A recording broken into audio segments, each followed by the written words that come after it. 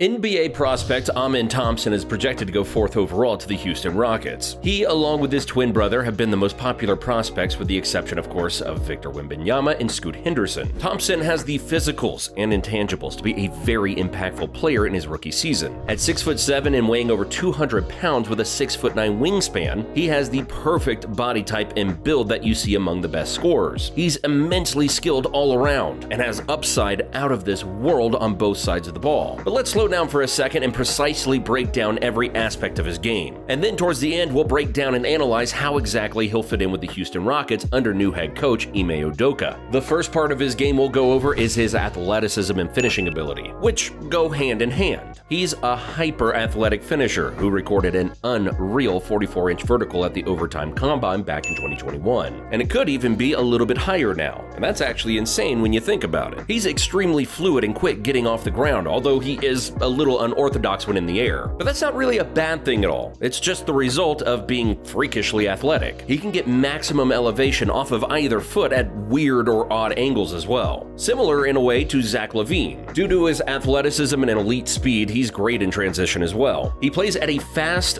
but controlled pace that allows him to make the right decision in the open court. Having players who can dominate and push out in transition at a high level are a nightmare to go up against. Players like Jaylen Brown, Ja Morant, and SGA are some of the best at torching teams in transition. Attacking in transition is so important because it doesn't allow the defense to get set, and that's something you want to avoid when playing a really good defense. It's one of the biggest reasons that the Denver Nuggets swept the Lakers in the Western Conference Finals, and it wasn't by accident. In the half court, the Lakers had arguably the best defense in the NBA, but their transition defense was absolutely horrible. So after Jokic or Murray got the rebound, they immediately, and I mean immediately, sprinted down the court out in transition. And the Lakers literally couldn't stop it, especially when you have a freak athlete like Aaron Gordon running out with the best big man passer of all time in Nikola Jokic. There's just no answer for it if you're not a good transition defense. So for Amin Thompson, he has the chance to be a real threat in this area. That athleticism alone will get him a few extra points per game. He's also really good at catching lobs, and that makes him even more of a transition threat. Not only can he push the pace himself and get all the way to the rim, but he's just as good at running the break without the ball, which is an underrated quality.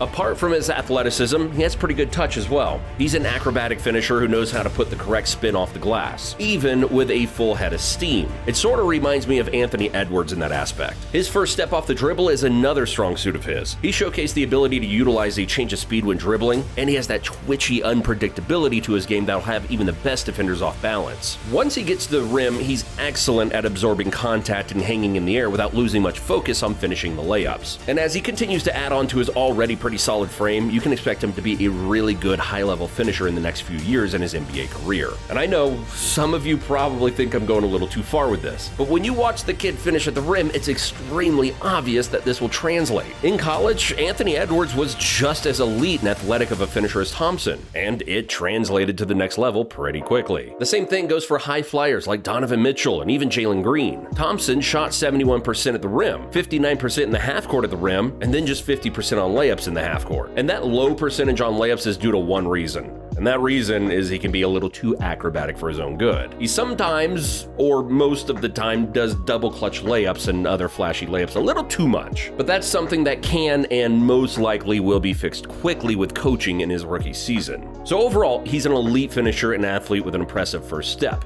But is that all he can do? The answer to that one is a definite no. Now we're about to get into why he's such an intriguing and elite prospect. He's not only great at getting to the rim, but he's also an elite passer as well. He averaged 7 assists per game in a dynamic fashion. His court vision and awareness is off the charts, and I think he proved he could be a primary decision maker. And this is where he separates himself from past NBA draft athletic freaks like Anthony Edwards, Jalen Green, Jaylen Brown, and Zach LaVine. Because although they possessed Thompson's ability to get elevated, they had little to no playmaking skills. He's an extremely versatile passer who can make plays for others in just about any scenario. He can drive and kick to an open shooter out on the perimeter, or he can drive and dump the ball off to a big man in the restricted area. His change of pace is a big reason he has the potential to be a really good pick and roll passer. One of the most important qualities of a pick and roll maestro is patience, and he has that in spades. Although the skill set isn't perfect, he has a high starting point heading into the league. And he can also add that playmaking in transition and make that even more lethal. That down downhill speed benefits him nicely because it forces the scrambling defense to primarily focus on him, which leaves his teammates open.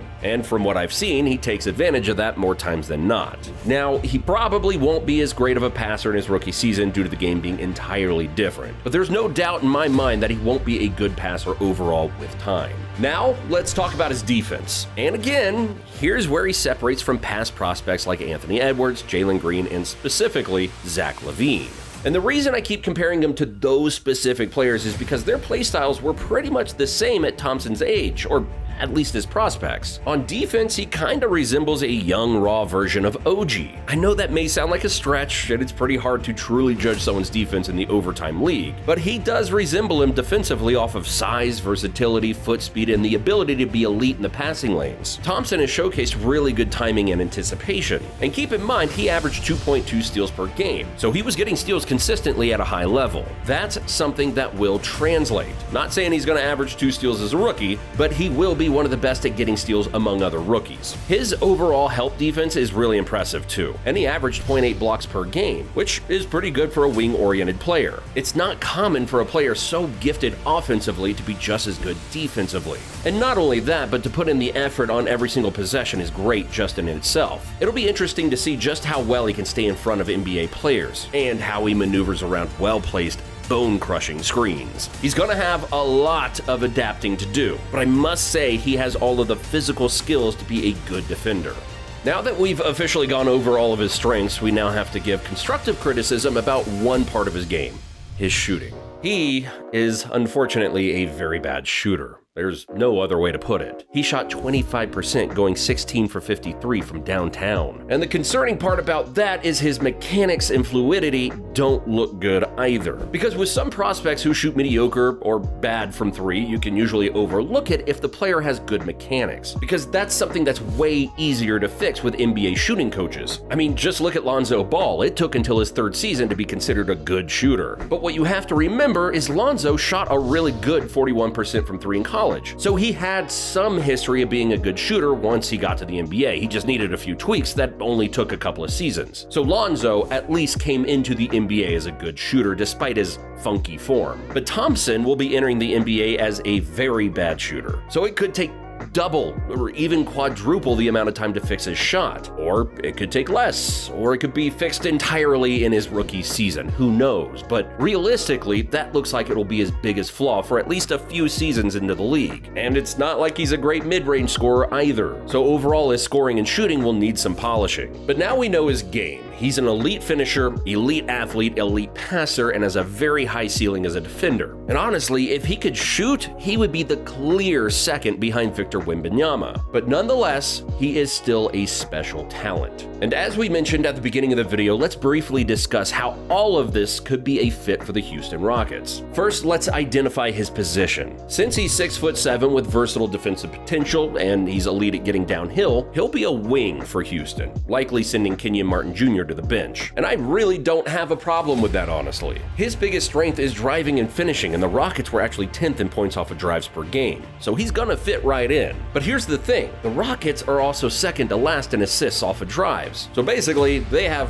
little to no ball movement. Here, Thompson could really change that. It's been the Rockets' biggest problem, playmaking. They haven't had a good playmaker running the offense since James Harden and Chris Paul were around. Having Thompson along with 2 of the Rockets' best passers in Alperen Şengün and Kevin Porter Jr. should be a step in the right direction. Another area the Rockets were good at was pace. They ranked 14th in pace, which means they were solid at getting out in transition. And as we mentioned earlier, Thompson is excellent in transition. Those 2 categories alone are where Thompson should really help the Rockets. And defensively, we know the Rockets were bad, but with Ime Udoka coaching, things may be turning around. Houston already has tall and lengthy versatile defenders in Terry Eason, Jabari Smith Jr., and Usman Garuba. So adding him into that mix should push them in the right direction on this end of the court as well. But the one thing that is concerning is that the Rockets were the worst shooting team in basketball, and as we know, Thompson struggles from deep too. But what do you think? Can Amin Thompson turn things around in Houston? Feel free to comment down below. Thanks for watching, and we'll see you in the next one.